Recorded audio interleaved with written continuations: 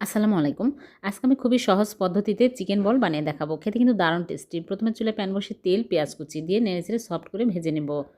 তারপরে কাঁচামরিচ ২ টা কুচি করে দিয়ে দিলাম। আর এখানে মুরগির মাংস ১ কাপ দিয়ে দিচ্ছি। স্বাদমতো লবণ, আদা, রসুন বাটা ১ চামচ, জিরার গুঁড়া, ধনিয়া গুঁড়া, মরিচের গুঁড়া আর নিয়েছি গোলমরিচের গুঁড়া। সব হাফ চামচ করে দিয়ে ভালো করে নেড়েচেড়ে এর মধ্যে সামান্য পরিমাণে পানি দিয়ে চুলার স্লো আঁচে করে ঢেকে রাখবো ভালোভাবে সিদ্ধ হয়ে যাওয়া পর্যন্ত। ভালোভাবে সিদ্ধ হয়ে গেলে চুলা থেকে নামিয়ে এক সাইডে রেখে দিচ্ছি।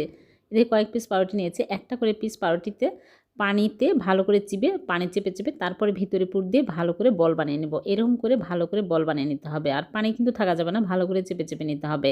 সবগুলো বানিয়ে নিয়েছি। এখন একটা ডিম ভেঙে নিচ্ছি। সামান্য পরিমাণে লবণ দিয়ে ভালো করে ফেটিয়ে নিলাম।